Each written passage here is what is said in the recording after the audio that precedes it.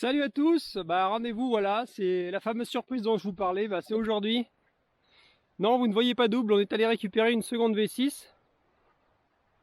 Alors, grosse aventure, hein. Donc du coup, on a explosé le budget résurrection, hein. C'était pas du tout prévu. D'ailleurs, à ce propos, j'en profite pour remercier tous ceux qui nous font des dons, entre PayPal.me, Tipeee, tous les souscripteurs de la chaîne. C'est grâce à cet argent-là qu'on arrive à financer des projets tels que ceux-ci, parce qu'on en a des tonnes, hein, des projets comme ça, on ne vous a pas tout montré. Mais c'est grâce à vous, donc un merci, un immense merci.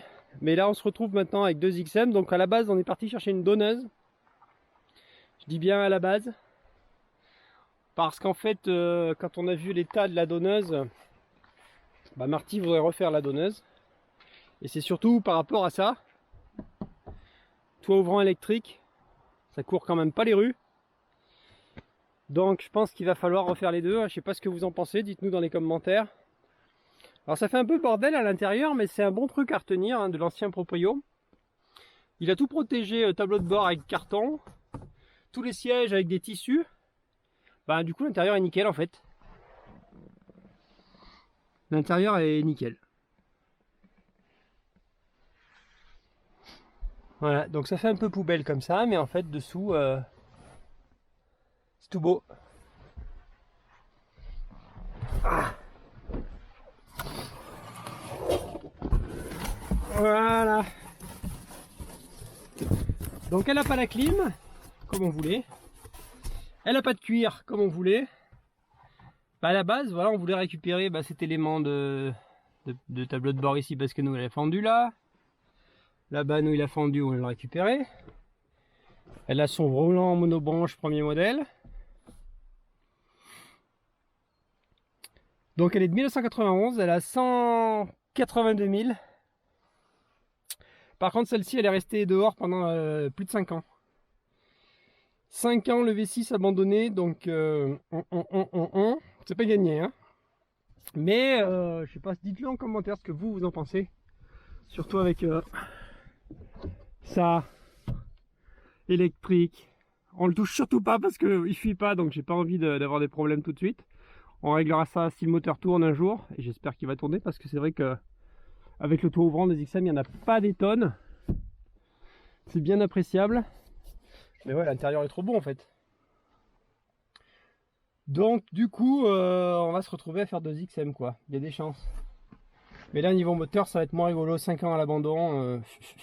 Attention les arbres. Ça risque d'être délicat. À tout ouvrant, c'est vraiment sympa. Bon, on a un rétro à changer.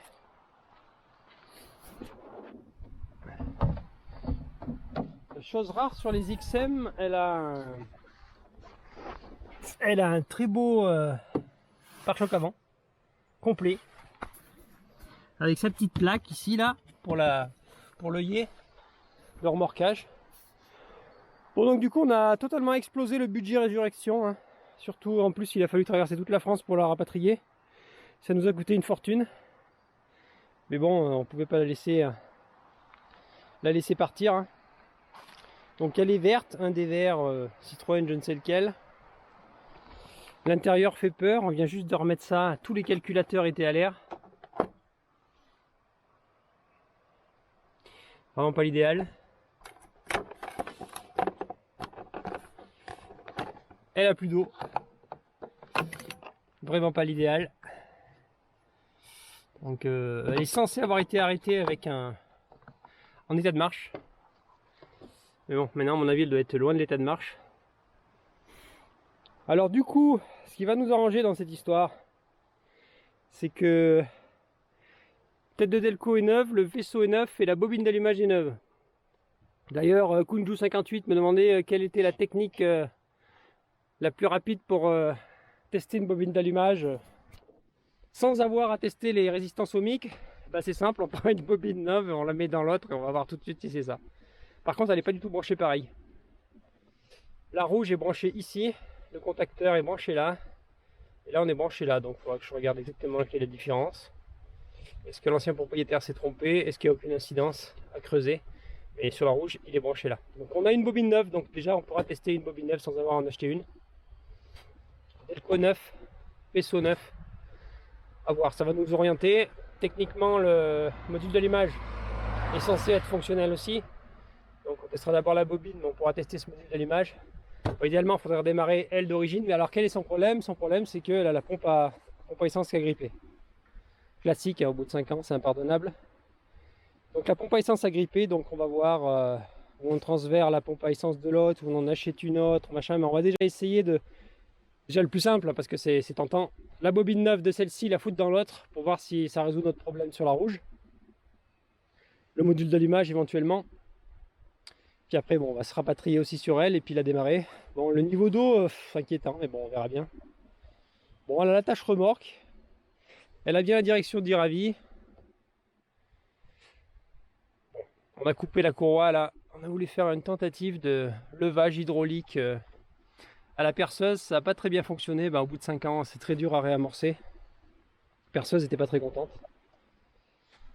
Donc voilà, donc n'hésitez pas à liker, partager. Parce que du coup, si vous aimez les XM, je crois qu'on va en manger de l'XM. Elle a un beau coffre. Pareil, le coffre est propre. Elle a sa merveilleuse plaque V6 horrible et qui sert juste à faire chauffer le moteur. Et le coffre est très propre. Vraiment très propre. Attache remorque. Bon, elle aussi mériterait une bonne petite peinture. Voilà, donc si vous aimez les XM, n'hésitez pas à liker, partager, à vous abonner parce que il en arrive beaucoup. Et même si on a explosé le budget, on va voir, on va quand même essayer de remettre en route les deux.